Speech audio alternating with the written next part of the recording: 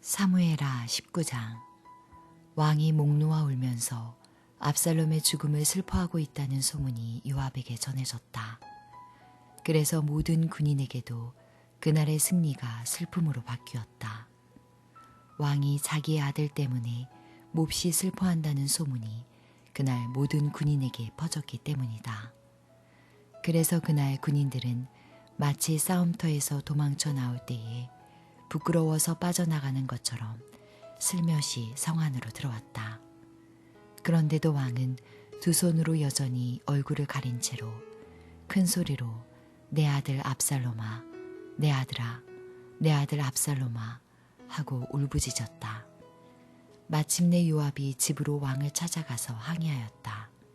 임금님, 모든 부하가 오늘 임금님의 목숨을 건지고 임금님의 아들들과 딸들의 목숨도 건지고 모든 왕비의 목숨과 후궁들의 목숨까지 건져드렸습니다. 그런데 임금님께서는 오히려 오늘 부하들을 부끄럽게 만드셨습니다. 임금님께서는 어찌하여 임금님을 반역한 무리들은 사랑하시고 임금님께 충성을 바친 부하들은 미워하시는 겁니까? 우리 지휘관들이나 부하들은 임금님께는 있으나마나한 사람들입니까? 임금님께서는 오늘 임금님의 본심을 드러내셨습니다. 차라리 오늘 압살롬이 살고 우리가 모두 죽었더라면 임금님께서는 더 기뻐하셨을 것입니다. 그렇지 않으시다면 이제라도 일어나 밖으로 나가셔서 임금님의 부하들을 위로의 말로 격려해 주십시오. 제가 주님의 이름을 걸고 맹세하지만 지금 임금님께서 밖으로 나가지 않으시면 오늘 밤에 한 사람도 임금님 곁에 남아있지 않을 것입니다. 그러면 임금님께서 젊은 시절부터 이제까지 당한 그 모든 환난보다도 더 무서운 환난을 당하실 것입니다. 그러자 왕이 일어나서 성문 문루에 나와 앉았다. 임금님께서 성문 문루에 앉아 계신다 하는 소식이 모든 부하에게 전해지니 모든 부하가 왕의 앞으로 나와왔다. 그 사이에 이스라엘 사람들은 모두 도망하여 저마다 자기 집으로 돌아갔다. 이스라엘 백성은 지파마다 서로 의논이 분분하였다.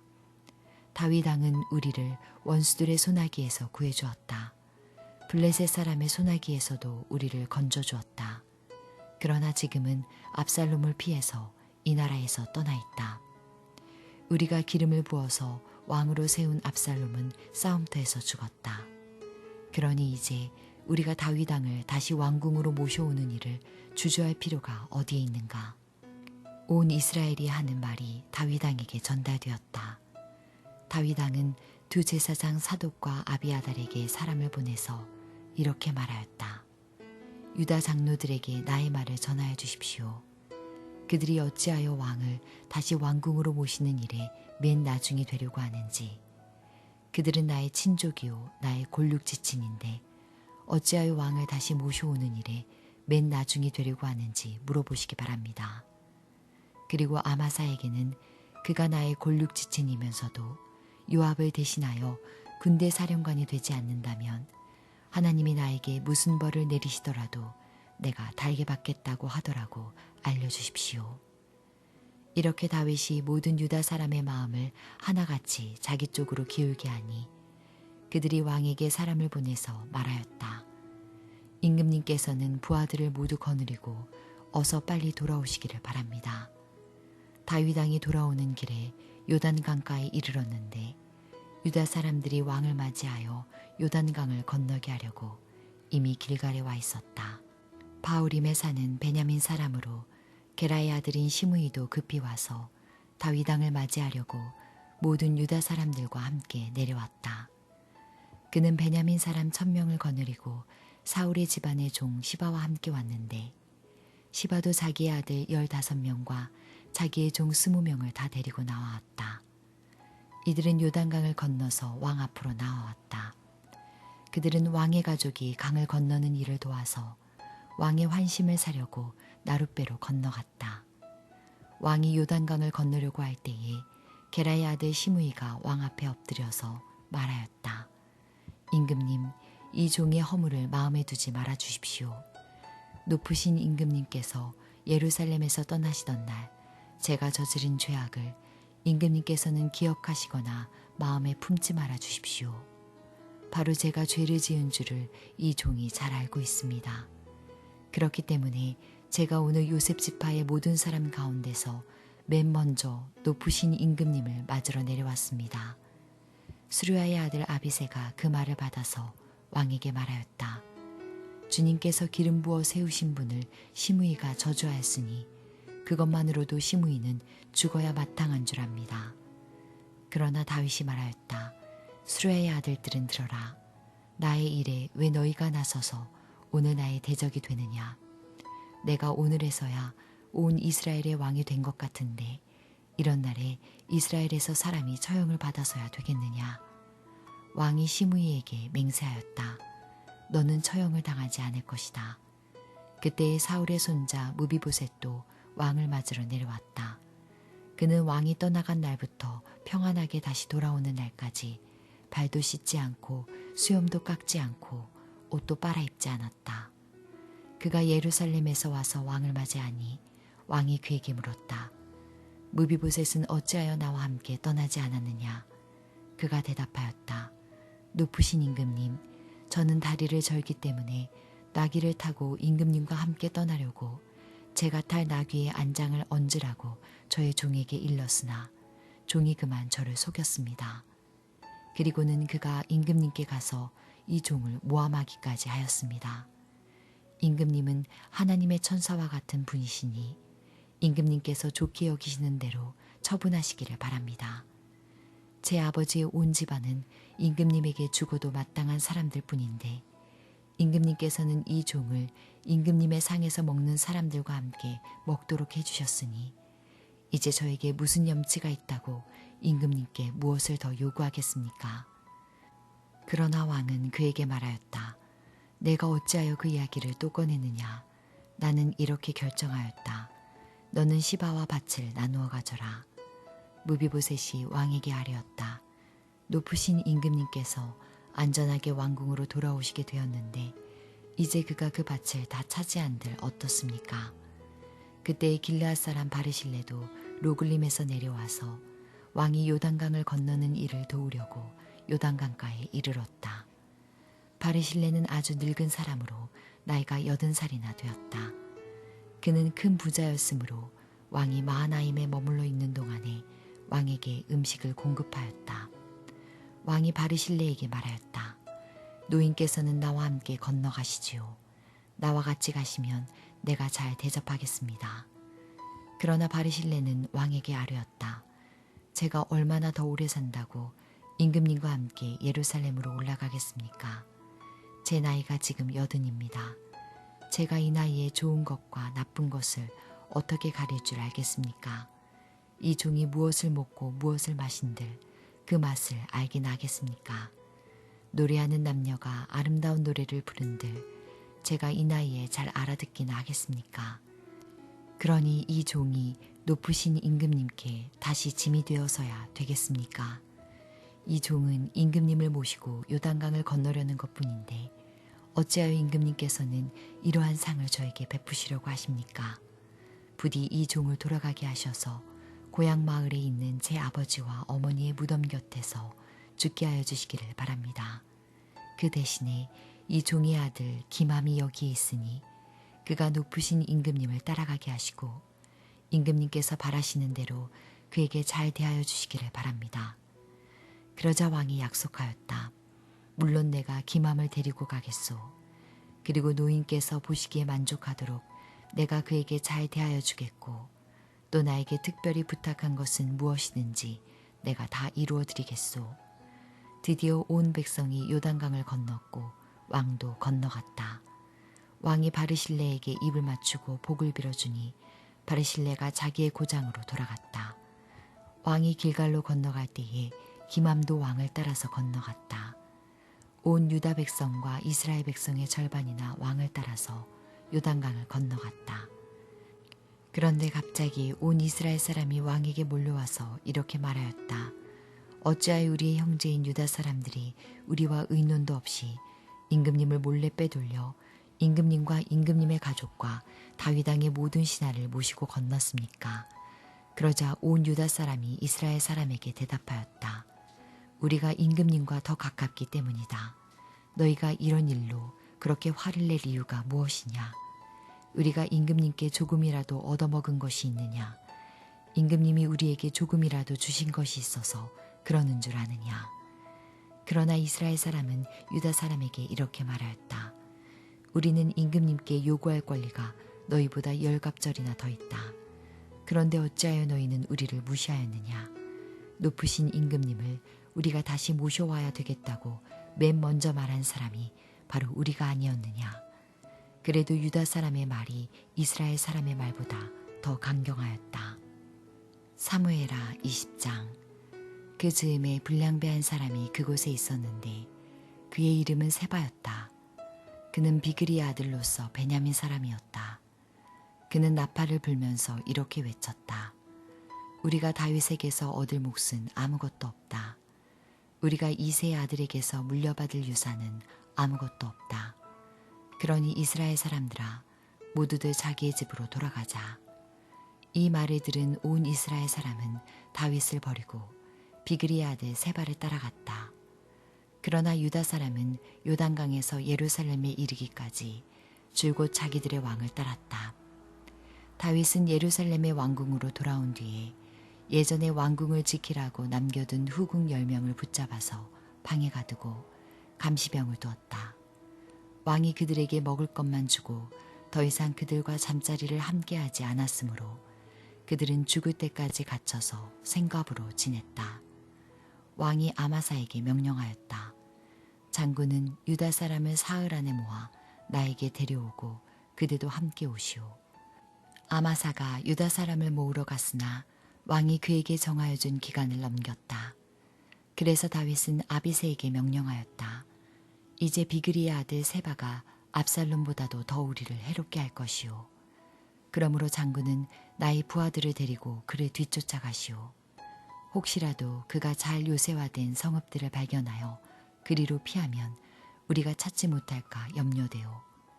그래서 요압의 부하들과 그렛 사람과 블렛 사람과 모든 용사가 비그리의 아들 세바를 뒤쫓아가려고 아비새를 따라 예루살렘 밖으로 나갔다. 그들이 기브온의 큰 바위 곁에 이르렀을 때에 아마사가 그들의 앞으로 다가왔다. 요압은 군복을 입고 허리에 띠를 띠고 있었는데 거기에는 칼집이 달려있고 그 칼집에는 칼이 들어있었다. 요압이 나아갈 때에 칼이 빠져나와 있었다. 요압은 아마사에게 형님 평안하시오 하고 말하면서 오른손으로 아마사의 턱수염을 붙잡고 입을 맞추었다. 요압이 다른 손으로 칼을 빼어 잡았는데 아마사는 그것을 눈치채지 못하였다. 요압이 그 칼로 아마사의 배를 찔러서 그의 창자가 땅바닥에 쏟아지게 하니 다시 찌를 필요도 없이 아마사가 죽었다. 그런 다음에 요압은 자기 동생 아비새와 함께 비그리의 아들 세바를 뒤쫓아갔다.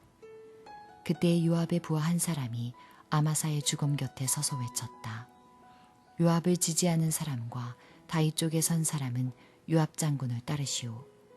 그러나 아마사가 큰 길의 한가운데서 피투성이가 되어 있었으므로 지나가는 모든 군인이 멈추어 서는 것을 요압의 부하가 보고 아마사를 큰 길에서 들판으로 치워놓았다.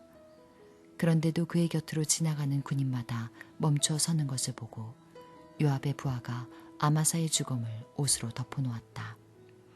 그가 큰 길에서 아마사를 치우자 군인들이 모두 요압을 따라서 비그리의 아들 세바를 뒤쫓아갔다. 세바가 모든 이스라엘 지파 가운데로 두루다니다가 아벨 지역과 벳마아가 지역과 베림의 온 지역까지 이르렀다. 그곳 사람들이 모두 모여서 그의 뒤를 따랐다. 요압을 따르는 군인들은 그곳에 이르러서 벳마아가의 아벨을 포위하고 세바를 치기 시작하였다. 그들이 성읍을 보면서 둔덕을 쌓으니 이 둔덕이 바깥 성벽의 높이만큼 솟아올랐다. 요압을 따르는 모든 군인이 성벽을 무너뜨리려고 부수기 시작하니 그 성읍에서 슬기로운 여인 하나가 이렇게 외쳤다. 제 말을 들어보십시오. 좀 들어보시기 바랍니다. 제가 장군께 드릴 말씀이 있으니 요압 장군께 이르로 가까이 오시라고 말씀을 좀 전하여 주십시오.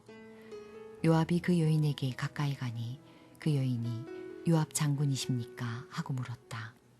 요압이 그렇소 하고 대답하니 그 여인이 요압에게 이 여종의 말을 좀 들어보시기 바랍니다 하였다. 요압이 말하였다. 어서 말하여 보시오. 그 여인이 말하였다.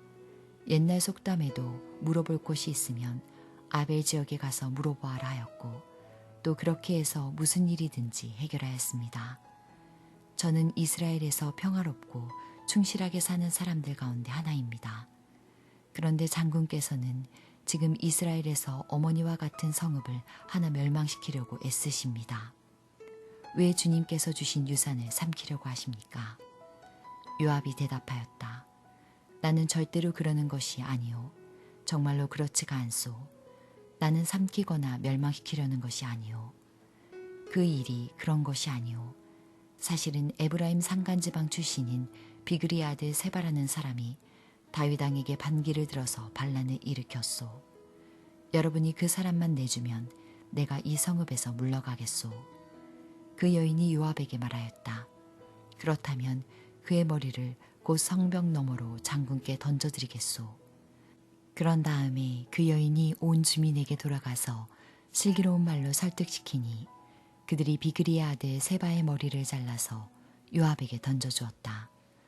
요압이 나팔을 부니 모든 군인이 그 성읍에서 떠나 저마다 자기 집으로 흩어져서 돌아갔다. 요압은 왕이 있는 예루살렘으로 돌아왔다. 요압은 온 이스라엘의 군대 사령관이 되고 여호야다의 아들 브나야는 그렛 사람과 블렛 사람으로 이루어진 경호원들의 지휘를 맡고 아도니람은 부역 감독관이 되고 아일룻의 아들 여호사밧은 역사 기록관이 되고 스와는 서기관이 되고 사독과 아비아달은 제사장이 되고 야의 사람 이라는 다윗의 제사장이 되었다. 사무엘하 21장. 다윗 시대에 세 해 동안이나 흉년이 들었다. 다윗이 주님 앞에 나아가서 그 곡절을 물으니 주님께서 대답하셨다. 사울과 그의 집안이 기브온 사람을 죽여 살인죄를 지은 탓이다. 다윗은 기브온 사람을 불러다가 물어보았다. 기브온 사람은 본래 이스라엘 백성의 자손이 아니라 아모리 사람 가운데서 살아남은 사람들이며 이미 이스라엘 백성이 그들을 살려주겠다고 맹세하였는데도 사울은 이스라엘과 유다 백성을 편파적으로 사랑한 나머지 할 수 있는 대로 그들을 다 죽이려고 하였다. 다윗이 기브온 사람에게 물었다. 내가 당신들에게 어떻게 하면 좋겠소? 내가 무엇으로 보상을 하여야 주님의 소유인 이 백성에게 복을 빌어주시겠소? 기브온 사람들이 그에게 말하였다. 사울이나 그의 지방과 우리 사이의 갈등은 은이나 금으로 해결할 문제가 아닙니다. 우리는 이스라엘 사람을 죽일 생각은 없습니다. 다윗이 그들에게 물었다. 그러면 당신들의 요구가 무엇이오? 내가 들어주겠소. 그들이 왕에게 말하였다. 사울은 우리를 학살한 사람입니다. 그는 이스라엘의 영토 안에서는 우리가 어느 곳에서도 살아남지 못하도록 우리를 몰살시키려고 계획한 사람입니다. 그의 자손 가운데서 남자 7명을 우리에게 넘겨주시기를 바랍니다. 그러면 주님께서 택하신 왕 사울이 살던 기브아에서 우리가 주님 앞에서 그들을 나무에 매달겠습니다. 왕이 약속하였다. 내가 그들을 넘겨주겠소. 그러나 다윗은 사울의 아들인 요나단과 그들 사이에 계시는 주님 앞에서 맹세한 일을 생각하여 사울의 손자요 요나단의 아들인 무비보셋은 아껴서 빼놓았다. 그 대신에 왕은 아야의 딸 리스바가 사울과의 사이에 낳은 두 아들인 알모니와 무비보셋을 붙잡고 또 사울의 딸 메랍이 무올랏 사람 바르실레의 아들인 아드리엘과의 사이에서 낳은 아들 5을 붙잡아다가 기브온 사람의 손에 넘겨주었다. 기브온 사람이 주님 앞에서 그들을 산에 있는 나무에 매달아 놓으니 그 7이 다 함께 죽었다. 그들이 처형을 받은 것은 곡식을 거두기 시작할 무렵 곧 보리를 거두기 시작할 때였다. 그때에 아야의 딸 리스바가 굵은 배로 만든 천을 가져다가 바윗돌 위에 쳐놓고 그 밑에 앉아서 보리를 거두기 시작할 때로부터 하늘에서 그 주검 위로 가을비가 쏟아질 때까지 낮에는 공중의 새가 그 주검 위에 내려앉지 못하게 하고 밤에는 들짐승들이 얼씬도 하지 못하게 하였다. 아야의 딸이며 사울의 첩인 리스바가 이렇게 하였다는 소문이 다윗에게 전해지니 다윗이 길르앗의 야베스로 가서 사울의 뼈와 그의 아들 요나단의 뼈를 그 주민에게서 찾아왔다. 블레셋 사람이 길보아 산에서 사울을 죽일 때에 블레셋 사람이 사울과 요나단의 시신을 벳산의 광장에 매달아 두었는데 거기에서 그 시신을 몰래 거두어 간 이들이 바로 길르앗의 야베스 주민이다. 다윗이 이렇게 사울의 뼈와 그의 아들 요나단의 뼈를 거기에서 가지고 올라오니 사람들이 나무에 매달아 죽인 다른 사람들의 뼈도 모아서 사울의 뼈와 그의 아들 요나단의 뼈와 함께 베냐민 지파의 땅인 셀라에 있는 사울의 아버지 기스의 무덤에 합장하였다. 사람들이 다윗이 지시한 모든 명령을 따라서 그대로 한 뒤에야 하나님이 그 땅을 돌보아 주시기를 비는 그들의 기도를 들어주셨다. 블레셋과 이스라엘 사이에 다시 전쟁이 일어나서 다윗이 군대를 거느리고 내려가서 블레셋 사람과 싸웠다. 블레셋 사람과 싸우는 전투에서 다윗이 몹시 지쳐 있을 때에 거인족의 자손인 이스비브노비라는 사람이 300세겔이나 되는 청동창을 들고 허리에는 세 칼을 차고 다윗을 죽이려고 덤벼들었다. 그러자 스루야의 아들 아비새가 그 블레셋 사람을 쳐 죽이고 다윗을 보호하였다. 그런 다음에는 다윗의 부하들이 다윗에게 다시는 자기들과 함께 싸움터에 나가지 않겠다고 약속을 받고서 그에게 말하였다. 임금님은 이스라엘의 등불이십니다. 우리는 우리의 등불이 꺼지지 않도록 지키고자 합니다. 그 뒤에 다시 곱에서 블레셋 사람과 전쟁이 일어났다. 그때 후사 사람 십부게가 거인족의 자손인 삽을 쳐 죽였다.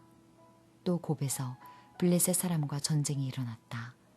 그때에는 베들레헴 사람인 야레오르김의 아들 엘하난이 가드 사람 골리앗을 죽였는데 골리앗의 창자루는 배틀 앞다리 같이 굵었다. 또 가드에서 전쟁이 벌어졌을 때에 거인이 하나 나타났는데 그는 손가락과 발가락이 6개씩 모두 24이었다. 이 사람도 거인족의 자손 가운데 하나였다. 그가 이스라엘을 조롱함으로 다윗의 형 삼마의 아들 요나단이 그를 쳐 죽였다. 이 네 사람은 모두 가드에서 태어난 거인족의 자손인데 다윗과 그 부하들에게 모두 죽었다.